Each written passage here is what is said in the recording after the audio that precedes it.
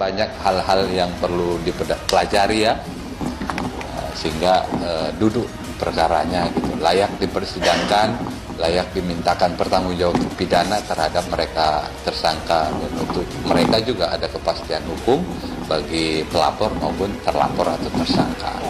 Itu diatur di pasal 29 KUHP, karena ini ancamannya di atas 9 tahun, memang diberi kewenangan menurut KUHP untuk diperpanjang. Jadi awal penahanan itu adalah 20 hari, bisa diperpanjang 40 hari. Ada satu klausul di pasal 29, seingat saya, kalau saya salah mohon maaf, bahwa di situ ditentukan dalam hal terkait dugaan tindak pidana dengan ancamannya 9 tahun ke atas, maka bisa apabila dibutuhkan dalam proses penyidikan, maka bisa diperpanjang 30 hari dan bisa diperpanjang kembali selama 30 hari.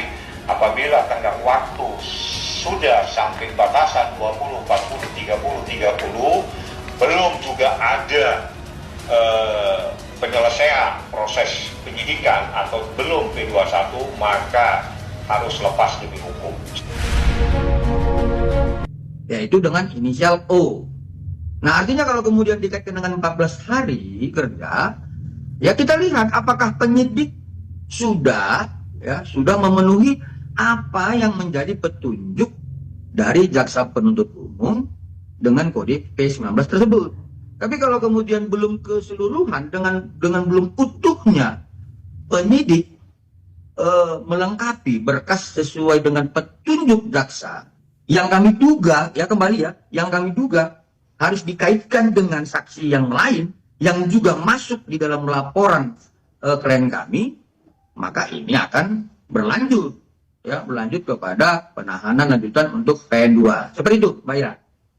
Tentang penetapan tersangka sebenarnya sudah cukup ya, terhadap tersangka yang dua dengan inisial NM dan IM sebagaimana ketentuan pasal 184 KUHP itu sudah terpenuhi oleh penyidik ya. Jadi jangan nanti dikatakan masih kurang ya.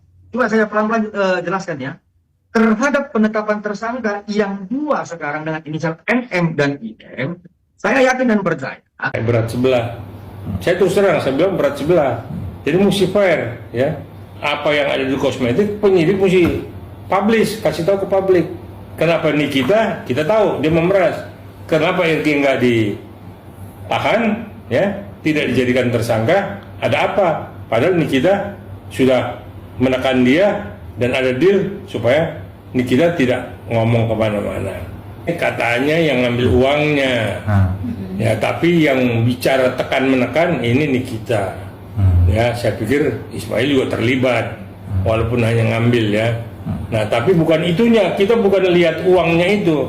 Ada apa di kosmetik ini dan ada apa RG kok sampai tidak ditahan? Itu aja soalnya, ya. Nah, kenapa sih ini kita berani memeras? Karena ada sesuatu di dalam kosmetik itu. Nah, itu saya jelaskan netizen. Kita juga minta supaya RG diperiksa, ya, dan dipublish supaya kita tahu, supaya kita nggak juga memakai kosmetiknya, gitu. Badan POM, saya terus terang, Badan POM ini nggak beres, ya, harus memang didampingi terus oleh pihak kepolisian supaya jadi jangan nanti sesudah rame baru sibuk mengusut ke sana ke sini. Saya pikir itu intinya. Badan POM mesti membenahi apalagi terkait dengan kosmetiknya RG ini. Publish supaya masyarakat pun tahu. Saya pikir itu anunya. Nah, ini nggak ada yang kompeten sama BPOM itu yang sebenarnya berperan Kementerian Kesehatan, dalam hal ini BPOM-nya, Badan POM. Tapi nggak ada cerita bagaimana. Semua bungkam. Kenapa? Karena ada uang silumannya. Ini kan semua udah sindikat. Ya, tapi di kasus ini kok, kasus kosmetik ini kok justru sini kita yang jadi korban begitu. Nah, memang ada uang, tapi kan nggak mungkin kalau nggak ada asap sama apinya kan. Nah, berarti kan ada yang tidak beres di kosmetiknya itu. Nah, yang saya dengar itu tadi merkurinya itu besar gitu. Kita lihat aja, kan itu kan tidak seperti makan cabai.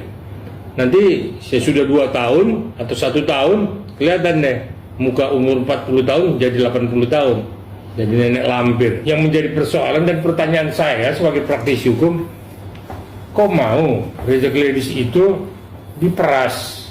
Kalau ini pemerasan ya, dengan uang 4M tapi baru dibayarkan 2M. Berarti yang tidak beres ini CRG dong.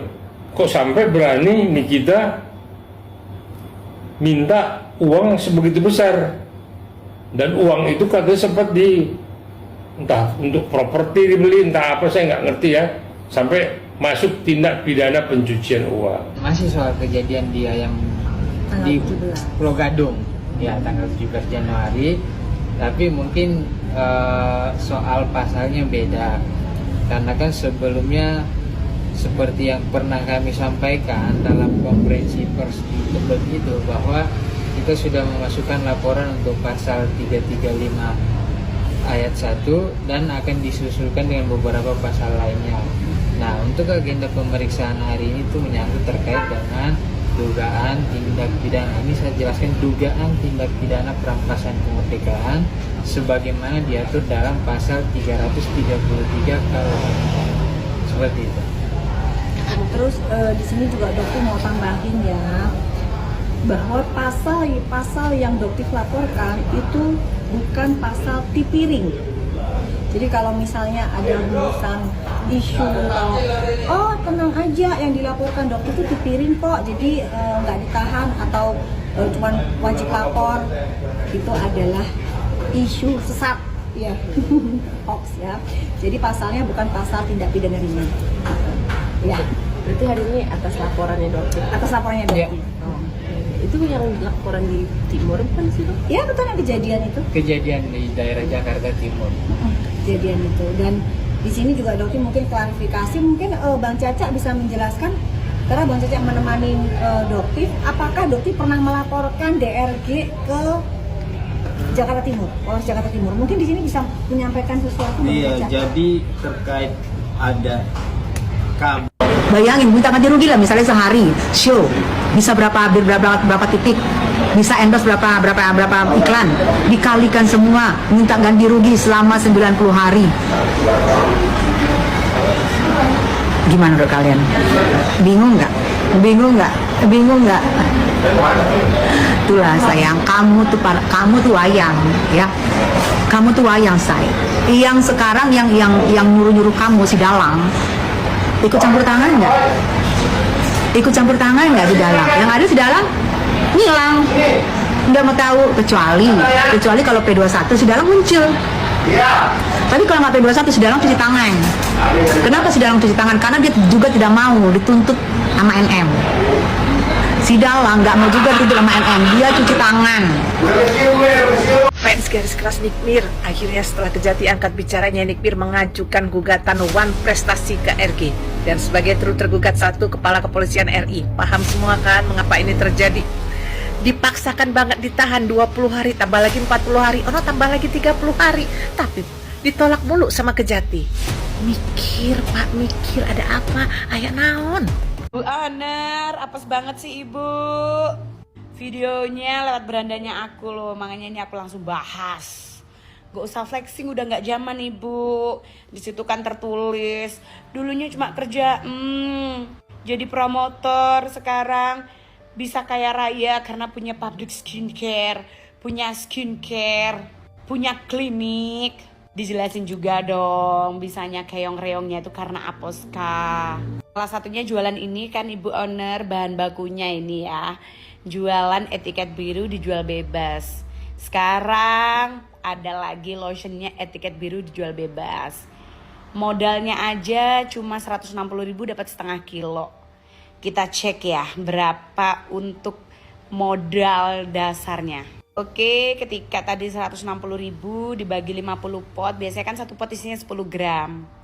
Cuma 3.200 kalau belinya skala kecil.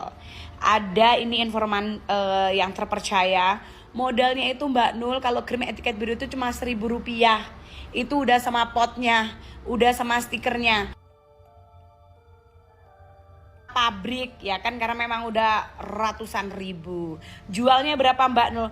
Jualnya 50.000, 100.000. Cuan banget kan, diceritakan itu juga Bu On. Supaya orang-orang itu tidak tidak terpanah atau morgana yang sangat bisa kaya raya dalam kurun waktu 5 tahun. Nggak mungkin juga gitu loh. Udah bener kau kemarin tuh sembunyi ketika ada Doktif ya kan. Kenapa sekarang kamu muncul lagi? Pakai lotion etiket biru lagi. Aku udah beli. Besok mau ketemu sama beliau.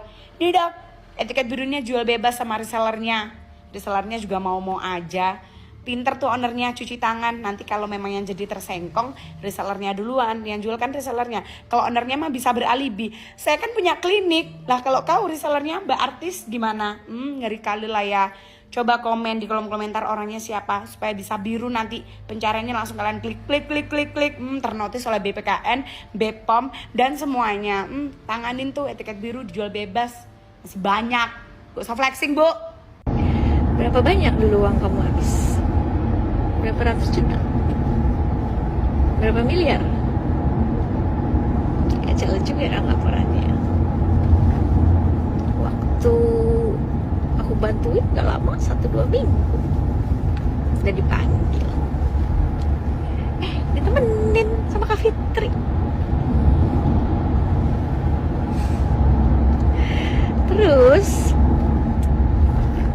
suaminya yang hubungin aku, Mbak Ica ini aku ada titip dana ya, diatur aja ya.